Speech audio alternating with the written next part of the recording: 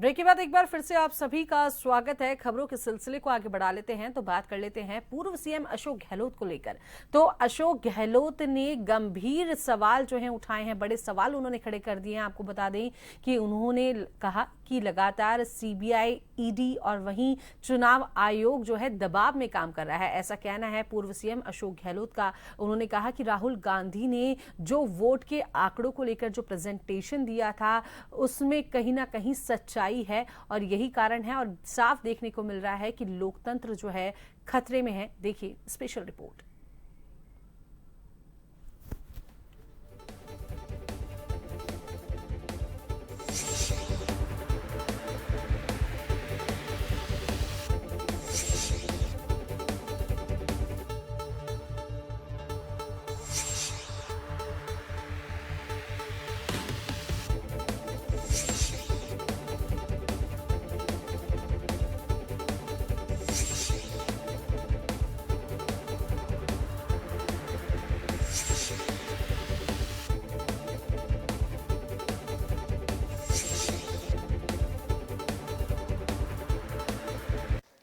जयपुर में मीडिया से बातचीत करते हुए गहलोत ने कहा कि देश के जिस तरह के हालात बन गए हैं, इसलिए हम बार बार बोलते हैं लोकतंत्र को खतरा है। गहलोत ने कहा कि राहुल गांधी का कल का प्रेजेंटेशन मामूली नहीं था। राहुल गांधी ने देश हित में बहुत बड़ा मुद्दा उठाया है।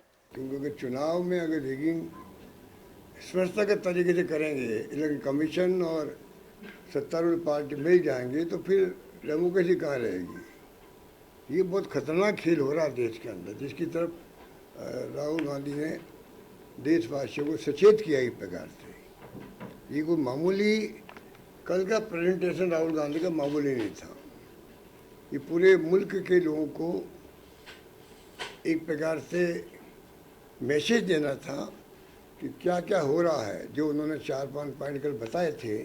गहलोत ने कहा कि आज भी इलेक्शन कमीशन से जुड़ी राजस्थान, बिहार सहित 4 राज्यों की साइट अभी भी नहीं खुल रही है। कोई कल की घटना से जुड़ा मामला तो नहीं। गहलोत ने कहा कि क्यों नहीं खुल रही है। गहलोत ने कहा कि राहुल गांधी किसी से घृणा नहीं करते, चाहे पीएम मोदी जी ही क्यों ना हो। आज चुनाव आयोग शपथ पत्र देने की बात कह रहा है।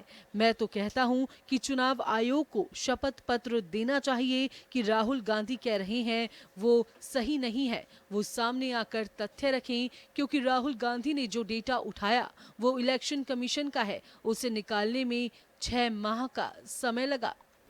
वो तो संवैधानिक पद पर है। जो संवैधानिक शपथ लिया हुआ है वो शपथ पत्र किसको देगा? इलेक्शन कमीशन को देगा। बेहूदी मांग कर रहे हैं वो बेहूदी मांग कर रहे हैं। उनको कहना चाहिए हाँ, हम शपथ के साथ कहते हैं जांच करवा लिए, कोई इसमें गड़बड़ नहीं है। आप वो कहते हैं कि आपके जो आप बता रहे हो इसमें गलत है या सही नहीं है, वो बताएं। वो ये बात तो वो खंडन करें ना, हमने आरोप लगा दिया उनके ऊपर। अमेरिकी राष्ट्रपति की टैरिफ धमकी और टैरिफ वॉर पर गहलोत ने कहा कि भारत में स्थिति ऐसी है कि समस्या चारों तरफ से आ रही है।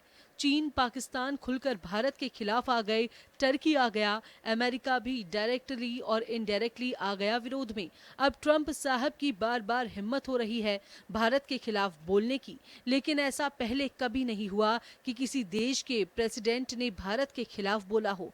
फिर भी हम कहते हैं मोदी जी देश हित में फैसला लें, हम उनके साथ हैं। अब जो आप घिरे हो चारों ओर से, अब चारों ओर से जो है आप अकेले पड़ गए हो। चाइना, पाकिस्तान खुल करके आपके सामने आ गए ऑपरेशन सिंदूर के अंदर। दुनिया मान रही है और आप कुछ नहीं कर पाए। तो इसलिए जब आप अलग थलग पड़ गए तो भी ट्रम्प साहब की हिम्मत हो रही है बार बार बोलने की। क्या मतलब, आप देखिए दुस्साहस कर रहे हैं। 25% ड्यूटी, फिर धमकी अगले 24 घंटे में और कुछ भी कर सकता हूँ। उदयपुर की कन्हैयालाल हत्याकांड पर अशोक गहलोत ने कहा कि अगर हमारे पास केस होता तो 6 महीने में सजा हो जाती, लेकिन केस एनआईए के पास है, सुनवाई तक नहीं हो रही कोर्ट में आज। मुझे शक है कि हत्यारों का ताल्लुक भाजपा से था। ये कोई मामूली केस नहीं था। ये केस होता, अगर हमारे पास होता तो ऑफिसर्स केस डायरी में केस हम लेते, एसओजी केस को गंभीरता लेती, 6 महीने में 8 महीने में मैं समझता हूँ सजा हो जाती। अब चाहे वो फांसी की होती या उम्र कैद होती मैं नहीं कह सकता, सजा देने वाला जुडिशरी है। और सबसे बड़ी बात है, मुझे शक होता है जो हत्यारे थे उनका ताल्लुक बीजेपी से है। ये मैं उस दिन से बोल रहा हूँ जिस दिन से ये घटना हुई है। क्या कारण है कि ये बार बार इसको डाउन प्ले किया है। दुर्भाग्य है कि एक जमाना था कि चुनाव आयोग की साख थी, आज वो साख नहीं बची। आज क्रेडिबिलिटी खत्म हो रही चुनाव आयोग की। चुनाव आयोग निष्पक्ष होना चाहिए, लेकिन अब आयोग दुर्व्यवहार कर रहा है। ये तय करता है कि किस नेता से उनको मिलना है, किससे नहीं। जन टीवी के लिए दशरथ सिंह की रिपोर्ट।